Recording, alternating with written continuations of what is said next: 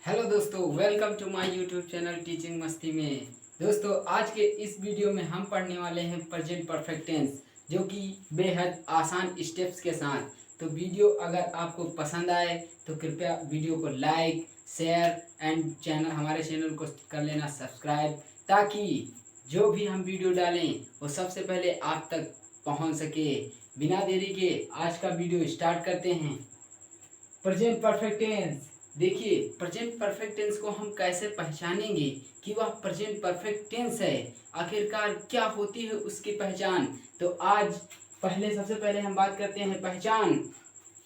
तो वाक्यों के अंत में अगर वाक्य कोई लिखा है तो उसके अंत में आपको देखना है कि वाक्यों के अंत में चुका है, चुकी है, चुके हैं, लिया है, दिया है, किया है आदि शब्द आते हैं तो वह प्रेजेंट परफेक्ट टेंस में होगा। और बात करते हैं अब कि वाक्य बनाते कैसे हैं, वाक्य बनाने के नियम क्या होते हैं। तो सिंपली कुछ भी नहीं है, इसमें सिर्फ 3 से नियम हैं जो कि प्रेजेंट परफेक्ट टेंस बनाने के लिए। सबसे पहले कौन सा है? यदि वाक्यों के में कर्ता एक वचन है, यदि वाक्यों में कर्ता एक वचन है तो हैज का प्रयोग करते हैं। और नंबर 2 क्या है? यदि कर्ता बहुवचन है, यानी कि एक से ज्यादा है, तो हैव का प्रयोग करते हैं।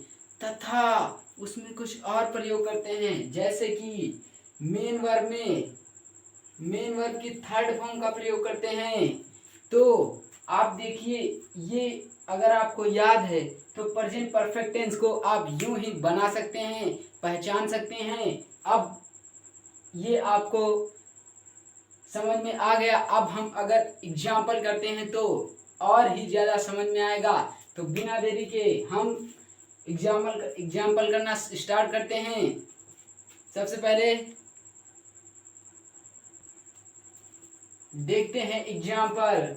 सबसे पहले फॉर्मूला देखते हैं। तो फॉर्मूले में क्या है? सबसे पहले हम लिखते हैं सब्जेक्ट, उसके बाद प्लस हैज ऑब्लिक हैव, यानी कि अगर कर्ता एक वचन है तो हैव का प्रयोग करेंगे, यदि बहुवचन है तो हैव का प्रयोग, एक वचन हैज, बहुवचन हैव, प्लस उसमें और जोड़ेंगे। क्या जोड़ेंगे? मेन वर्ब की थर्ड फॉर्म जोड़ेंगे।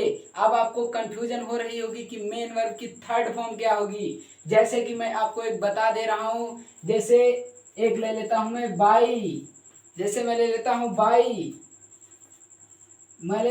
बाई, तो इसका बाई का क्या होगा? बाई मतलब खरीदना, तो इसका थर्ड फॉर्म क्या होगा? इसका थर्ड फॉर्म होगा बॉट, इसका थर्ड फॉर्म होगा बॉट। जैसे कि ले लेता हूं रीड, तो रीड का आपको ध्यान रखना है कि रीड का first form, second form, third form सभी रीड ही होते हैं। तो अगर हम एग्जाम्पल में बताते रहेंगे कि कौन से क्या होते हैं मेन वर्ब की थर्ड फॉर्म। पहला को एग्जाम्पल देखते हैं, क्या है? मैंने अपना कार्य पूरा कर लिया है।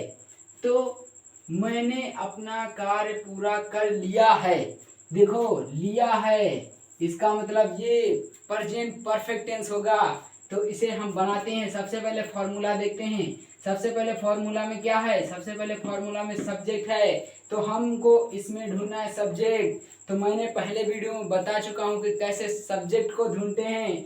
तो कौन अपना कार्य पूरा कर लिया है, तो आपको मिल जाएगा कि मैंने अपना कार्य पूरा कर लिया है, यानी कि सब्जेक्ट मैंने होगा। मैंने की इंग्लिश क्या होती है? आई फॉर मैंने, तो लिख लेता हूं आई।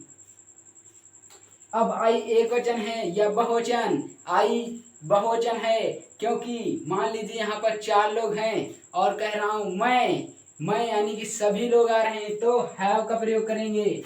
तो आई हैव, फिर आई हैव। अब मैंने अपना कार्य पूरा कर लिया है, यानी कर लिया है। करने की क्या होती है? करने की डू होती है, लेकिन उसकी थर्ड फॉर्म क्या होती है? तो मैं आपको बता देता हूं, डू की second form, third form done होती है। तो यहाँ पर आई हैव डन, तो यहाँ पर करने की जगह पर डन का प्रयोग होगा। तो आई हैव डन, क्या कर लिया है, अपना पूरा कार्य कर लिया है। तो क्या करेंगे, आई के साथ आपको ध्यान रखना, आई के साथ हमेशा माई का प्रयोग होता है। आई के साथ अपने के लिए माई का प्रयोग होता है। तो यहाँ क्या होगा, अपना कार्य यानी कि ऑब्जेक्ट लिखेंगे, और मेन वर्ब यानी कि मेन वर्ब की थर्ड फॉर्म, मतलब मेन वर्ब है डू, उसकी थर्ड फॉर्म होगी डन। तो अब हम लिखेंगे ऑब्जेक्ट, ऑब्जेक्ट क्या है, अपना कार्य। तो माई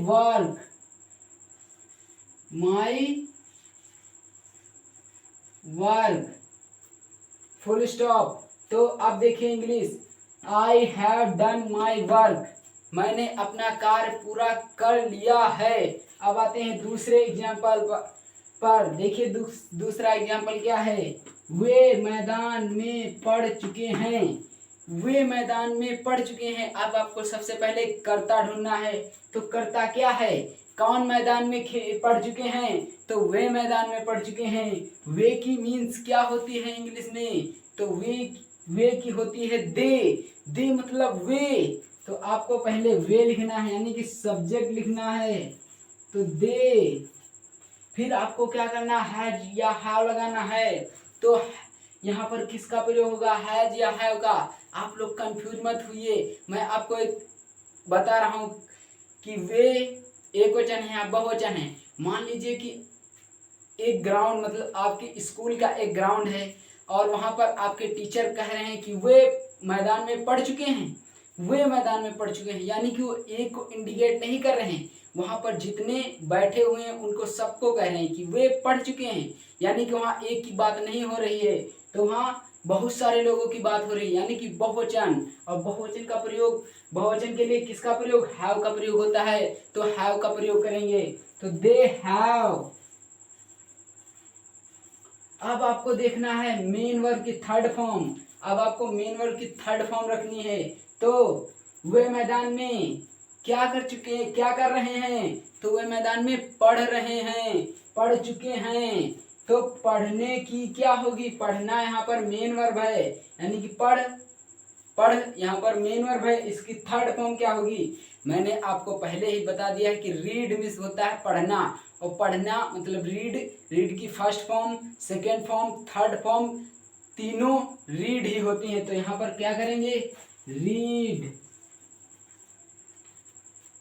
कहाँ में पढ़ चुके हैं, कहाँ पढ़ चुके हैं, तो मैदान में। कहाँ पढ़ चुके हैं, मैदान में। तो मैं की क्या होती है इंग्लिश, तो मैं की होती है इन, तो इन द ग्राउंड। कहाँ पढ़ चुके हैं, in the ground.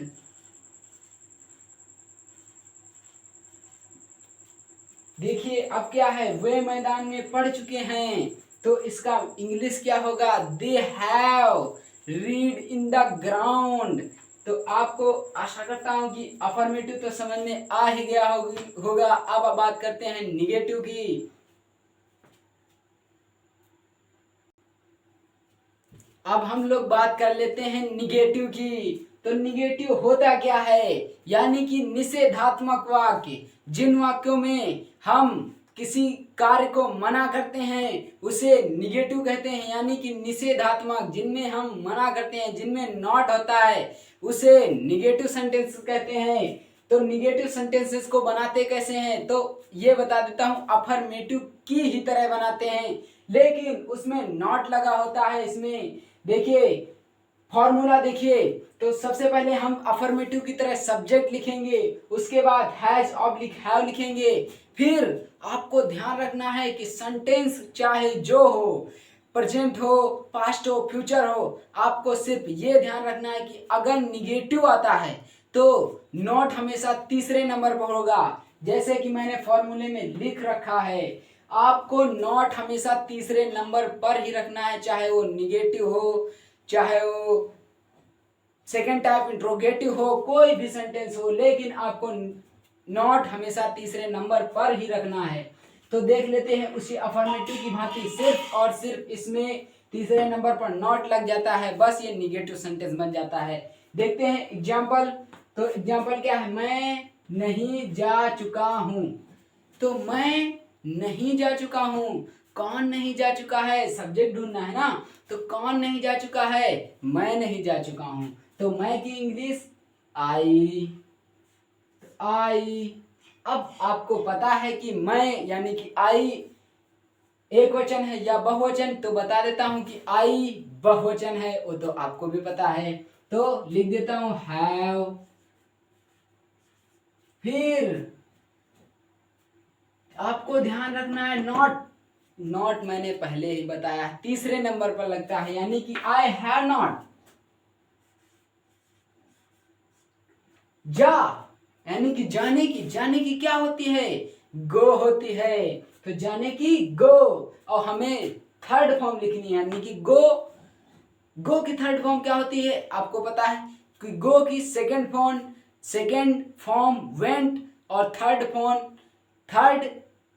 Form gone होती है।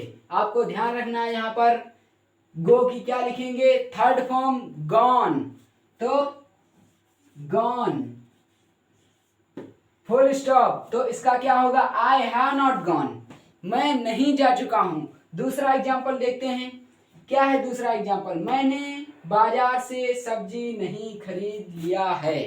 तो मैंने भैया बाजार से सब्जी नहीं खरीद लिया है, तो क्या करेंगे, कौन बाजार सब्जी नहीं खरीद लिया है, तो मैंने बाजार से सब्जी नहीं खरीद लिया है। तो आई हैव। अब आपको ध्यान रखना है, फिर से नॉट तीसरे नंबर पर, यानी कि आई हैव नॉट क्या खरीद लिया है, क्या नहीं खरीद लिया है, सब्जियां नहीं खरीद ली हैं। तो खरीदने की क्या होती है, बाई। तो बाई की थर्ड फॉर्म बॉट, तो बॉट लिखेंगे यहां पर, आई हैव नॉट बॉट क्या नहीं खरीद लिया है, बाजार से सब्जियां नहीं खरीद लिया हैं। तो I have not bought the vegetable, सब्जियों की मीन्स क्या होती है, वेजिटेबल। तो I have not the vegetable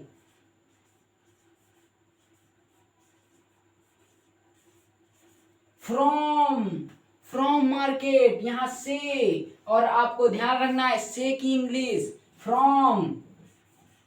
तो फ्रॉम मार्केट।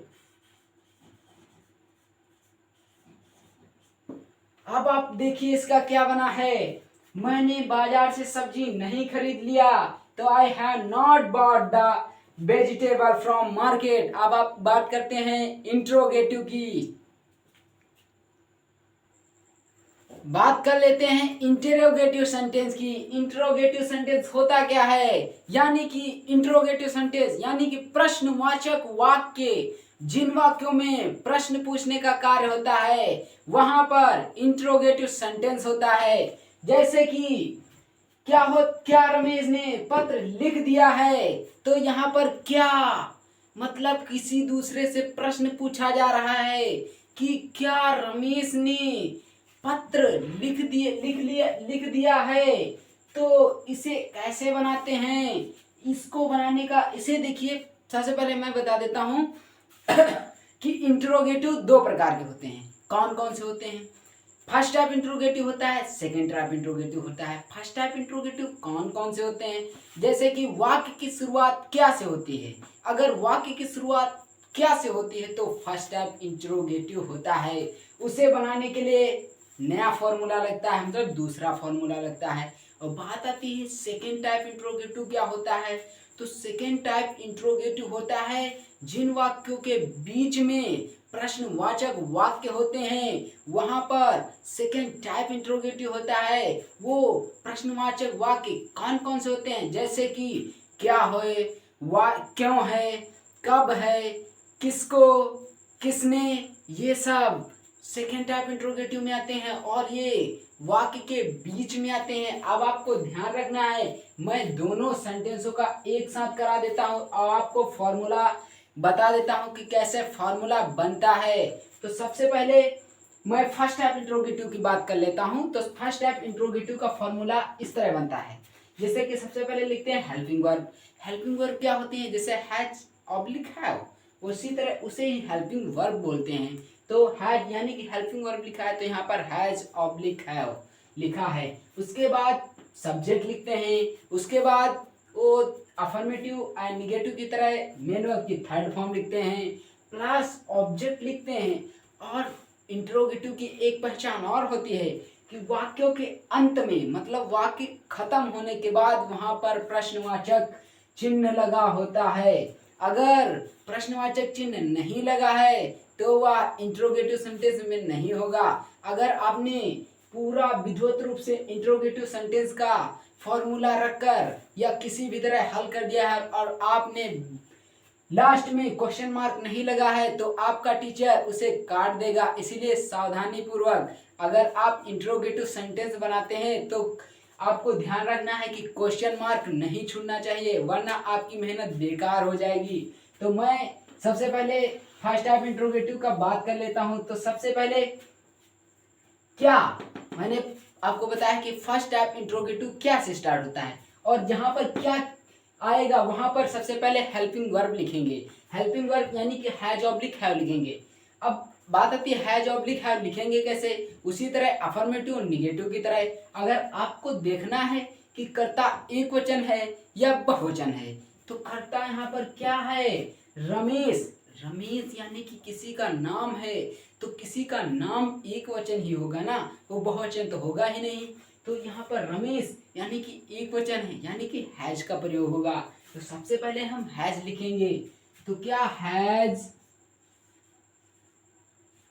ठीक। अब आपको सब्जेक्ट, तो सब्जेक्ट रमेश है तो हम रमेश लिख लेते हैं।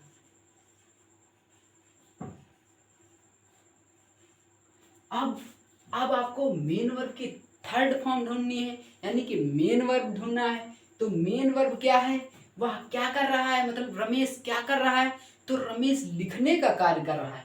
तो रमेश लिख रहा है ना, तो लिखने की क्या होती है, राइट होती है। लेकिन यहाँ पर थर्ड फॉर्म का प्रयोग करेंगे तो रॉट, यानी कि थर्ड फॉर्म रोट होगी। अब आपको अगर थर्ड फॉर्म या सेकेंड फॉर्म में कंफ्यूजन हो रही है तो कृपया कमेंट में बताएं, मैं आपको first form, second form, third form और एक फोर्थ फॉर्म होती है उसे क्लियर करा दूंगा बेहद आसान ट्रिक के साथ। तो लिख यानी कि राइट होती है, लेकिन अब रोट, तो रोट लिखेंगे, थर्ड फॉर्म रोट होती है इसकी। अब क्या लिख रहा है, तो पत्र लिख रहा है। तो has Ramesh wrote the letter, तो द लेटर लिखेंगे, लेटर मतलब पत्र, और क्वेश्चन मार्क जरूरी है। जैसे मास्क है, कोरोना से बचना है जरूरी, तो मास्क जरूर लगाएं। उसी तरह अगर आपको निगेटिव सेंटेंस बनाना है तो बाद में आपको क्वेश्चन मार्क लगाना ही होगा, वरना कौन आ जाएगा, ध्यान है ना, मुगैम्बो आ जाएगा। तो दूसरा क्वेश्चन देखते हैं, सीता दिल्ली क्यों जा रही है। अरे मुझे क्या पता कि सीता दिल्ली क्यों जा रही है, सीता दिल्ली क्यों जा रही है। तो आपको सबसे पहले देखो आ गया ना क्यों, बीच में क्यों, यानी कि सेकंड टाइप इंट्रोगेटिव। तो सेकंड टाइप इंट्रोगेटिव बताने से पहले मैं उसका फॉर्मूला तो बता दूं। तो यहाँ पर हेल्पिंग वर्ब है तो लिखा रहने दीजिए। अब आपको सिर्फ और सिर्फ उसमें एक परिवर्तन करना है। क्या परिवर्तन करना है वो मैं बता रहा हूँ। आपको परिवर्तन करना है कि क्यों, यानी कि क्वेश्चन वर्ड, क्वेश्चन वर्ड आपको सबसे पहले लिखना है। तो यहाँ पर हम फॉर्मूले में क्वेश्चन वर्ड लिख देते हैं, बस क्वेश्चन वर्ड प्लस, बस क्वेश्चन वर्ड जोड़ देना है, यानी कि जो बीच में आया हो उसे हम उसकी इंग्लिश सबसे पहले लिख दें, बस वो बन जाएगा और इसमें कुछ भी नहीं करना है। उसी तरह फर्स्ट टाइप, जैसे कि फर्स्ट टाइप इंट्रोगेटिव है और उसमें सिर्फ हम क्वेश्चन वर्ड पहले जोड़ देंगे और वो सेकेंड टाइप इंट्रोगेटिव बन जाएगा। तो देखते हैं दूसरा क्या है। तो सीता दिल्ली क्यों जा रही है, तो क्यों, क्यों देखिए क्वेश्चन टाइप, क्वेश्चन वर्ड है ना, तो इसे सबसे पहले लिखेंगे, क्योंकि आपको मीन्स पता ही, मतलब इंग्लिश पता ही होगी।